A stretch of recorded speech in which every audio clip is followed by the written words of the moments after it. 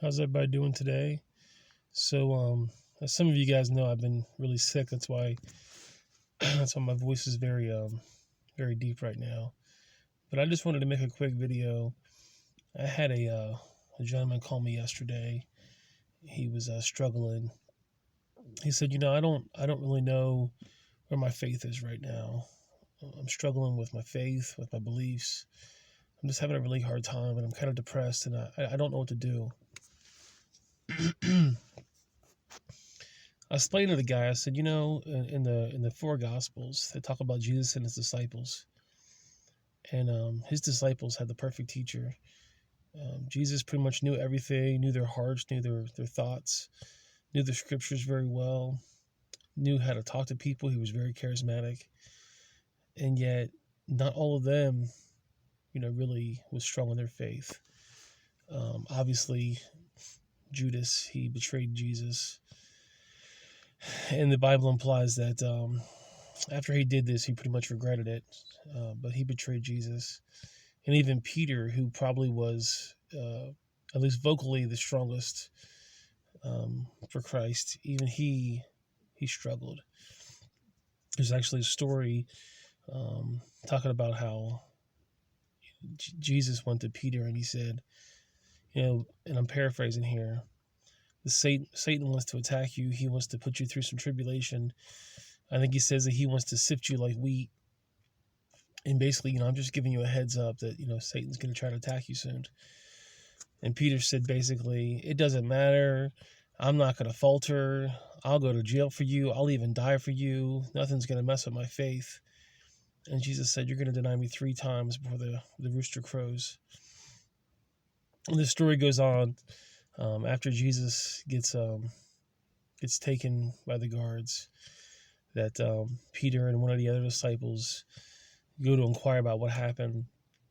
And it's very cold, and there's a fire there. And Peter really wants to get up by that fire.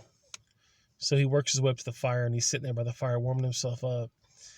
And somebody asks him, aren't you one of those followers of Jesus? And he says, oh, no, I'm not. I'm not one of those followers. We denied him the first time there. And you would think that you would say, man, I really messed up. I shouldn't have said that. I need to get out of here. But he didn't get out of there. And some more time goes by, and somebody else says, yeah, I remember seeing you with Jesus. Aren't you one of his disciples? Oh, no, not me. I'm not one of his disciples. Not me, no. And now it's the second time he betrayed Jesus. And you would think by now he would have said, you know what? I need to get out of here. I'm literally in the enemy's camp. I need to get out of here. And I believe the Bible says that an hour passed, a whole hour. And he denied Jesus a third time, and then a rooster crowed. And sometimes people, they say, well, he should have got out of there. He should have known better. But unfortunately, when you're living in sin, it makes you do really dumb things. You think in your mind, or you get tempted that, it's okay, don't worry about it, it feels good. But we need to get out of there sometimes. And I don't think Peter was necessarily a bad guy. I think he was, really, really strong, and I think he really wanted to follow God. But, temptation happens, and he gets scared, and there's people around him, and he's in the enemy camp, and he said what he had to say to get out of the situation. And then we can look at that and say, that's wrong. How can you say how you would act in that situation? If you've watched any of my end time videos, you know that there's going to be a really bad time coming.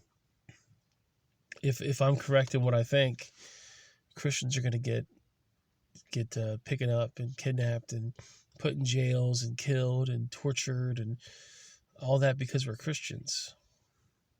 And it's great to say right now, oh, I will never betray Jesus. I will never take the mark. I will never deny Christ. I will never do that. But when you're put in front of the fire, what can happen? In the book of Daniel, the story of Shadrach, Meshach, and Abednego, when they went to the fiery furnace, they said they were the only ones that went against the emperor, the only ones that went against the king. There was over 8,000 kids that were taken into captivity, and only 3 said, we're not going to bow. That seems kind of far-fetched. But when you're put in that type of situation where you have to do this or else, people sometimes they look at number one themselves, and when Hitler rounded up all the Jews, there was people that would tell on other people saying they've got some Jews living at their house. Oh, these people are, they're doing this or that. And they did it so they can get some rations or to get some like bonus points with the Nazis. If there's a time here in America where Christians are going to get taken up and put into captivity in jail, and you don't want to take the mark because you know it's bad and you can't eat unless you take that mark, so you're kind of hungry. Herman over here, he's a Christian, and maybe if I tell on Herman, I can get myself some little rations and I can get some food in my belly. Or maybe, they come to you and they put a gun to your head and they say, you denounce Christ, and you're scared because you don't want to die, so you denounce Christ. Sometimes our faith is hard. Sometimes we're put in situations that are very difficult. And I've been a Christian since 2006, and I've had times where I've questioned my faith. There's a story about John the Baptist, and he's actually in jail. And his little converts came to him, and they said, we're here. And John said, go search out this Jesus guy and ask him, are you the one we're waiting for, or should we look for another? John the Baptist, the guy that saw Christ and said, that right there, that's the Lamb that takes away the sins of the world. When he was in his mother's belly, he leapt for joy when Mary came by. He knew Jesus was Christ. He knew that he was the Messiah. And even he had doubts. He had his disciples go out there and question him because he didn't even know. So sometimes when you have faith issues, it's normal. I suggest you pray and you say, God, I'm going through some problems, and I need you to be there with me. I need you to hold my hand. I need you to help me understand what to do. And we're all going to have problems in our faith. We're all going to question, because Satan and his little minions are still affecting us. But we got to stay strong the best we can. And I hope that when tribulation happens here in America and they start rounding up the Christians, that I can stand strong, that I can stay true to the Bible. Because I know if they kill me, I'm going to go to heaven. But I can't promise anything. Sometimes things happen in our lives where we question, should I do this or should I do that? Will I get punished or will I get to be spared? And we think about those things. And I just hope that I can stay strong. I don't want to make any kind of revelation saying that I'm going to be strong no matter what, because I don't know what's going to happen. I mean, on paper, obviously, I'm going to be the strongest one out there, and I'm going to be the one that's going to fight to the bitter end. But when life happens, you never really know.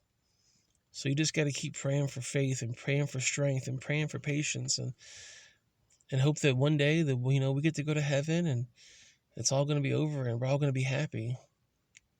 But I want you guys to comment below if you ever had any kind of issues with faith or with doubt. What did you do? How did you get past it? Just let me know, so that way we can encourage others. Other people might see your little post and say, wow, this person did it, I could do it too. So anyways, guys, I just wanted to share that with you because we've all been through problems and trials and tribulations, and we all need a little help sometimes. And I think if we all comment below that it's possible, we can do it, just stay strong, I think it's really going to help everybody. Well, anyway, guys, I appreciate you guys watching my video, and I'll see you guys next time. Have a great day.